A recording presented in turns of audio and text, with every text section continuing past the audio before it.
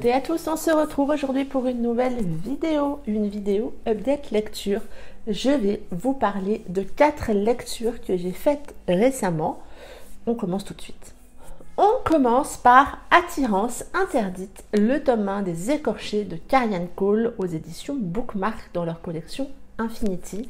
Un roman qui était depuis très longtemps dans ma pile à lire, j'ai été un peu titillée par les copines pour le lire. Bon, on va le lire tout de suite. J'aurais peut-être dû le lire avant, je crois. On va faire la connaissance ici de Kenzie. Kenzie est une jeune fille de 17 ans. Ses parents l'ont eu très tôt, ils avaient une quinzaine d'années quand ils ont été parents.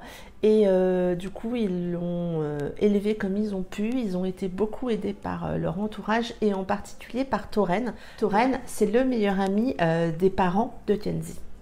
Kenzie a 17 ans et Kenzie a toujours été entourée par beaucoup d'adultes, ses parents, Tauren, d'autres adultes, ses oncles, ses tantes. Et Tauren a une place particulière vis-à-vis de Kenzie puisqu'il est son parent et qu'il est le meilleur ami de son papa. Et ils ont tous les deux une relation très particulière. Depuis tout bébé, en fait, il y a quelque chose, il y a un lien qui s'est tissé entre eux, un lien d'adulte à enfant assez fort, tel qu'on peut le vivre quand on est parrain, marraine, par exemple. Et on va doucement voir dans ce roman l'évolution de cette relation vers quelque chose, vers des sentiments plus intenses, peut-être des sentiments plus amoureux. Et vous imaginez bien qu'avec Tauren, qui est le meilleur ami du père de Kenzie, ça va être compliqué. Je vais m'arrêter là pour le résumer. J'ai beaucoup aimé cette histoire. Oui, il y a une différence d'âge d'une quinzaine d'années entre eux. Elle ne m'a pas dérangée. La nature de la relation au départ est amenée logiquement et cette évolution pour moi est aussi amenée logiquement. Je m'explique. À chaque début de chapitre, on a des flashbacks sur le passé, sur des moments qu'ils ont vécu tous les deux ou avec d'autres personnes. Et ces flashbacks nous permettent de comprendre l'intensité de la relation qu'ils ont depuis le début, cet attachement profond, ce lien un peu qui est hyper important, hyper présent. Et cette maturité que Kenzie a pour ses 17 ans l'amène à voir Tauren autrement. Elle se rend compte en fait qu'il est le seul à la considérer telle qu'elle est, qui prend en compte ce qu'elle souhaite, qui la met au centre de tout, parce que Tauren a cet amour des gens en général qui fait qu'il met toujours le bonheur des autres avant le sien, que ce soit sa famille, sa mère, ses frères, que ce soit Kenzie, que ce soit les parents de Kenzie, tout est... il met tous les autres en avant et il cherche à tout prix leur bonheur à eux avant son bonheur à lui. Et je pense que ça amène beaucoup d'intensité dans leur lien et ce qui explique le changement dans la nature de leur relation. Et cette histoire, elle prend son temps. Elle prend le temps que moi j'aime pour amener la crédibilité, pour avoir l'intensité, pour s'attacher aux personnages, les comprendre, avoir peur avec eux. J'aime de moins en moins les histoires qui vont trop vite parce que je n'ai pas cet attachement qui fait que je suis contente quand il y a ce dénouement-là. Mais ce roman, malheureusement, n'est pas un coup de cœur. J'ai trouvé, et je l'ai lu en lecture commune avec Céline et Maureen, et je crois qu'on est d'accord là-dessus, une rapidité sur la fin. Je parle de la forme, je ne parle pas du fond et des choix que l'auteur a fait par rapport à l'histoire de nos personnages, je parle bien par rapport à la forme, à la façon dont elle a amené cette fin. Je l'ai trouvé trop rapide. On a pendant 90% du roman une histoire qui prend son temps, une histoire qu'on comprend, une histoire avec laquelle on s'imprègne. Et après, j'ai eu ce sentiment de bousculade, de oui, on arrive à la fin et oui, il faut finir. Sur le fond, l'histoire me convient vraiment, mais j'aurais aimé en fait qu'elle prenne plus de temps pour développer cette fin-là, pour qu'on s'en imprègne plus, qu'on la comprenne plus. Bref, c'est vraiment un roman particulier parce que je l'ai vraiment beaucoup aimé, vraiment. Je me suis particulièrement attachée à Tauren parce que je l'ai compris, parce qu'il m'a particulièrement touchée, parce que oui, j'avais envie qu'il soit enfin heureux. C'est ça surtout, c'est j'avais envie qu'il soit enfin heureux. Et après tout, s'il est heureux avec Kenzie, eh ben, on fonce. Donc voilà, je vais, au moment où je tourne cette vidéo, très prochainement lire le tome 2, qui est un tome sur Tyler, de mémoire le prénom, le frère de Tauren. Tyler, on l'aperçoit un tout petit peu dans ce tome 1, et je pense qu'on va avoir un tome 2 beaucoup plus sombre, beaucoup plus intense, beaucoup plus peut-être pas dark, mais je pense que ça va être une histoire très poignante, pardon. Voilà, j'ai vraiment hâte de découvrir la suite. Il semblerait, j'en ai discuté un tout petit peu avec l'auteur, qu'il y a un tome d'une série compagnon qui vient de sortir, qui est le tome sur les parents de Kenzie, qui pourrait nous aider à comprendre la forme de cette fin, parce que j'ai plein de questions encore et que j'ai envie de savoir. Malheureusement, cette saga n'est pas encore traduite. J'espère qu'elle le sera un jour. Je ne vous cache pas que je me suis procuré ce tome en question, juste celui-là, qui n'est pas... c'est le tome 4 ou le tome 5, je crois, en VO. Donc je me suis procuré en VO. Je ne l'ai pas encore commencé, voilà, mais peut-être, alors sans que ça soit un livre principal, mais peut-être en lisant 2-3 chapitres par jour pour essayer. Bref, c'est une très bonne lecture. Je vous encourage à découvrir cette histoire. Ne vous freinez pas comme moi non plus avec cette couverture. C'est une image d'une bibliothèque d'images qu'on a beaucoup vue, qui a été utilisée de nombreuses fois, et ce qui fait que moi je ne l'ai pas acheté en papier parce que j'ai pas envie de cette couverture dans ma bibliothèque encore une fois, puisque je l'ai déjà sur un autre roman. Mais par contre, l'histoire est vraiment géniale. Je vais maintenant vous parler de Reprendre son souffle de Marie Nomis en auto-édition. On fait la connaissance de Sarah qui est en train de déménager la maison de sa grand-mère, et en déménageant cette maison, elle va tomber sur une boîte contenant des lettres. Ces lettres étaient adressées à sa maman Rose, et ces lettres sont envoyées par un homme qui n'est pas son père. Sarah va découvrir dans cette boîte des échanges entre Vincent et Rose qui ont eu lieu 20 ans plus tôt, en 1989. Et au travers de ces lettres, on va découvrir la vie de Rose. Rose, cette femme qui est maman de 2 enfants en bas âge, qui court après le temps, qui court après son job. Elle veut essayer de développer sa carrière.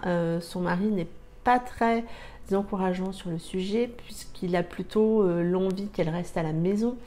Rose qui n'est pas heureuse dans son couple, Rose qui se cherche. Et lors d'une interview, puisqu'elle est journaliste, elle interviewe un groupe. Et dans ce groupe, il y a Vincent. Vincent, il est saxophoniste. Et lors de cette interview, il va littéralement craquer pour Rose. Il va l'inviter à dîner. Rose, après plusieurs hésitations, va accepter cette invitation, et on va découvrir leur histoire, cette histoire d'amour qui va se mettre en place, cette histoire puissante entre Rose et Vincent. Et ce roman, c'est un joli coup de cœur.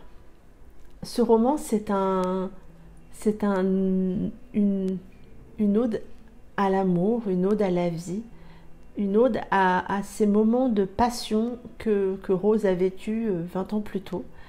Rose, c'est cette jeune femme qui court après le temps, qui cherche désespérément à s'épanouir, à s'accomplir.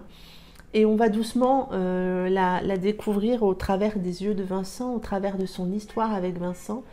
Et on va la comprendre, Rose, parce que elle est particulièrement touchante et on comprend, oui, elle vit une histoire d'adultère. C'est assez rare quand je cautionne et que je comprends cet adultère, mais là, c'est tellement amené avec justesse par l'auteur, avec raison dans l'histoire, dans la construction de son histoire, que finalement ça m'a pas dérangée. J'ai pas jugé Rose par rapport à ça. J'ai plutôt cherché à la comprendre, je l'ai comprise. Oui, c'est pas quelque chose qui m'a dérangée dans ce roman. Et du coup, par tout ça, je trouve que c'est assez facile de s'attacher à elle, de s'identifier à elle par un ou plusieurs aspects de sa personnalité ou de ce qu'elle vit. Et ce roman, qui est un roman de femme, un roman de femme au pluriel, est touchant. Je dis de femme au pluriel parce que en lisant ce roman, vous découvrirez toute l'importance qu'a sa maman, la maman de Rose dans cette histoire, et aussi toute l'importance qu'a Sarah, une de ses deux filles, celle qui trouve les lettres. Ça amène ce lien entre ces trois femmes, cet amour inconditionnel qu'on a toujours envers ses enfants, qu'on a toujours envers ses parents, envers sa mère. Et oui, je me suis vraiment laissée embarquer dans cette histoire. C'est vraiment une histoire... Quand je l'ai commencé, j'ai tout de suite été happée par cette histoire de lettres, happée sur la façon dont tout ça arrivait. Et je ne me suis pas tout de suite rendu compte que ce roman était écrit à la troisième personne. Habituellement, quand je commence un roman, c'est quelque chose qui tout de suite me fait tilt, vraiment. Et là, non. Là, ça ne m'a pas dérangée. Loin de là, bien au contraire. J'ai eu exactement le même sentiment sur une lecture bêta que j'ai faite l'année dernière. Et je le savais parce que l'auteur m'avait dit, je sais que tu n'aimes pas trop ça, mais c'est la troisième personne. Et ça ne m'avait pas dérangée non plus. Donc finalement, c'est aussi une histoire d'histoire. C'est une histoire, c'est celle qu'on nous raconte qui nous emporte, et peu importe, même si j'ai une grosse préférence pour les histoires en jeu, peu importe finalement comment ça nous est amené. Et ce roman, reprendre son souffle, est la preuve que finalement ça ne m'a pas dérangée. C'est vraiment un roman que je vous encourage à découvrir. C'est un premier roman d'une très bonne qualité. Je trouve vraiment que la plume de l'auteur est très travaillée. Elle arrive à nous embarquer, à nous faire ressentir les sentiments des personnages, à nous faire vivre ce qu'ils vivent. Et c'est vraiment, je trouve, un premier roman très réussi. Je vous encourage à découvrir cet auteur parce que je pense qu'elle a quelque chose dans sa plume. Elle tient quelque chose. Et cette histoire de sentiments, cette histoire de femme, cette histoire d'amour, ce roman au global m'a complètement convaincue. J'ai été remplie d'émotions en le lisant. J'ai été bouleversée. Du début à la fin, cette histoire m'a fait chaud au cœur. Et foncez. Vraiment, vraiment, vraiment, je vous encourage à découvrir cette histoire. J'ai ensuite lu Le tribut d'une épouse, le tome 2 de Calliope de Coconan chez Chéri Publishing. J'ai lu ce roman en lecture commune avec Aurélie du compte Maltese Book, et heureusement qu'on était là toutes les deux pour échanger autour de cette histoire. Je ne vais pas vous faire de résumé puisque là c'est une suite directe du tome 1. On retrouve donc Calliope et Carel quelques mois après la fin du tome 1. Et cette histoire, je crois que ce tome 2 me plaît encore plus que le tome 1. Vous savez que j'avais beaucoup aimé le tome 1. J'essaierai de vous remettre mon avis là-haut. cette histoire de romance fantasy, cette histoire de femme, cette histoire de Calliope, qui est cette jeune femme pleine de valeurs autour de la femme qui veut changer les choses dans ce monde où elle vit, le monde de Lapisia, où la femme est toujours est malléable à souhait pour l'homme, et elles peuvent plus particulièrement être jugées pour des actes que leurs maris ont faits. Et Calliope se bat contre ça. Elle avait commencé sa bataille dans ce tome 1 et continue donc dans ce tome 2. Et ce tome 2 est très intense. Ce tome 2 m'a littéralement retourné le bide. Il y a 2 passages particuliers qui ont été très durs pour moi à lire et j'ai eu besoin de poser la liseuse. J'ai eu besoin d'échanger avec Aurélie pour en parler, pour sortir les émotions que cette lecture me faisait ressentir. Et je me suis vraiment attachée à elle. On retrouve leur couple, à Calliope et Carel, leur couple qui évolue. Je trouve que dans ce tome 2, il évolue du fait de ce qui arrive, du fait de leur entourage aussi, et du fait de Calliope. Carel est cet homme si fier, si droit, si entier, qui va pas changer du jour au lendemain, et du coup ça amène une certaine vraisemblance à l'histoire, et moi ça me tient particulièrement à cœur d'avoir cette vraisemblance, même si on est dans un roman fantasy.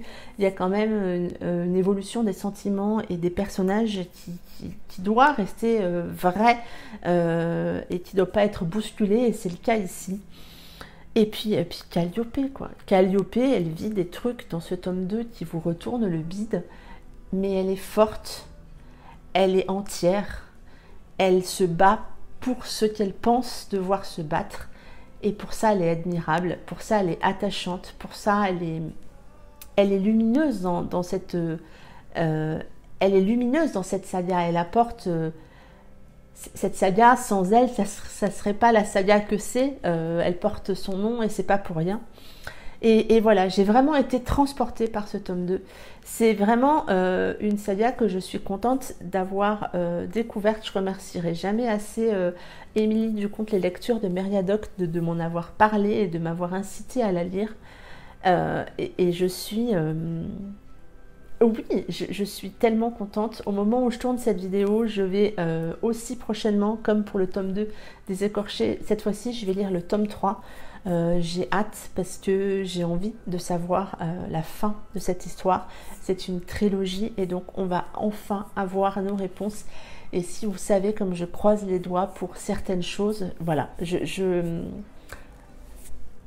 foncez découvrir Calliope et ne vous arrêtez pas du tout à l'univers fantasy qui est, je pense, assez léger. Je ne suis pas une spécialiste, loin de là, mais je pense que ça reste assez léger et du coup c'est très abordable, donc n'hésitez pas.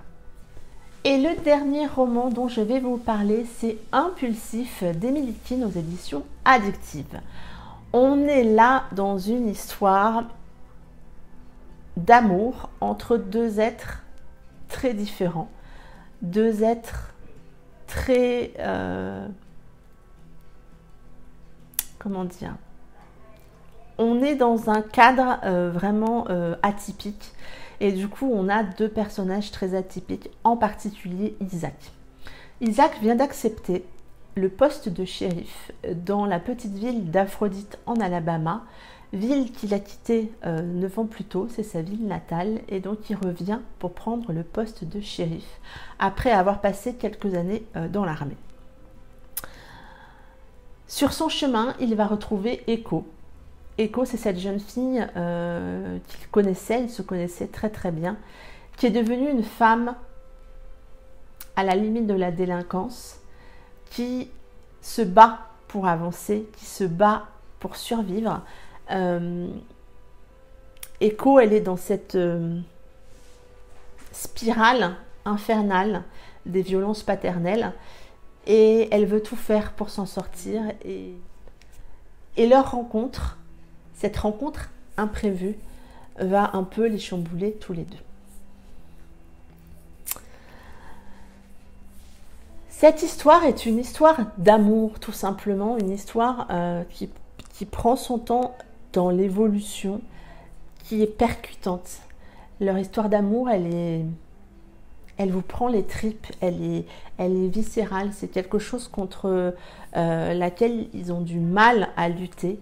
Ils sont tellement attirés l'un par l'autre, et depuis longtemps, c'était déjà le cas quand ils étaient plus jeunes, que ce qu'on ressent quand on lit cette histoire, c'est cette violence de cet amour, la fureur de cet amour, la force de cet amour et la beauté de cet amour. Parce que on se rend compte qu'avec deux personnages atypiques, qui sont finalement assez différents, mais ne dit-on pas que les opposés s'attirent, on est sur une histoire d'amour atypique, parce qu'on a ces personnages atypiques. Et Isaac, il le dit au début du roman, il est un peu mal branché, et ça amène une manière décuplée de vivre ses sentiments. Et cette manière décuplée de vivre les sentiments, on le ressent. La plume d'Émilie est une plume assez poétique. J'ai toujours, moi, besoin au début du roman de me mettre dedans. J'avais ressenti ça avec les Sam Dizinger, par exemple. Mais elle a cette plume si poétique, si travaillée, si percutante, si émouvante, qu'on est embarqué dans cette histoire. J'ai trouvé que le personnage d'Isaac sortait du lot. Quand on réfléchit un petit peu au roman qu'on lit, je généralise pas, c'est quand même assez, voilà, mais c'est assez rare malgré tout d'avoir un personnage masculin si imparfait. Et de cette imperfection naît l'attachement qu'on a pour lui, parce qu'il est touchant en fait. Moi, il m'a particulièrement touchée. Et puis en face, on a Echo. Echo, elle est... Au début du roman, j'ai eu du mal avec elle parce que je l'ai trouvée un peu peste, un peu à la limite de la méchanceté avec lui, à jouer un peu le chaud-froid avec lui. Mais ce sentiment dure pas si longtemps que ça. Ça aussi, c'est la force de Milly, c'est que ce sentiment de je l'aime pas nous amène quand même à l'écouter, à la découvrir, à la rencontrer. En tout cas, moi, j'ai fait ça. Et on la comprend, on sait pourquoi elle agit comme ça. Cette carapace qu'elle a autour d'elle, cette carapace qui se fendille aux côtés d'Isaac, fait qu'elle en devient attachante. Mais j'ai aimé ressentir en fait au départ le fait que et que après on s'attache à elle. Bref, c'est vraiment c'est une histoire d'amour. Il y a un peu d'action, mais il n'y en a pas, je trouve, énormément. Ça ne m'a pas manqué parce que c'était pas ce que je voulais avec cette histoire, et je pense que ça aurait fait trop. Il y en a quand même, hein. On est bien d'accord, c'est pas un roman où il ne se passe rien, mais ce roman, c'est l'histoire d'Isaac et d'Echo et de la force de leur amour. Et moi, ça m'a embarqué du fait de leurs imperfections. C'en est tout pour cette vidéo. Donc n'hésitez pas à me dire si vous avez lu un de ces romans ou si vous avez envie de les découvrir maintenant que je vous en ai parlé. Dites-moi tout en commentaire, je me ferai un plaisir de vous répondre. En attendant, prenez soin de vous, passez de belles lectures et je vous dis à très bientôt pour une prochaine vidéo. Bye bye!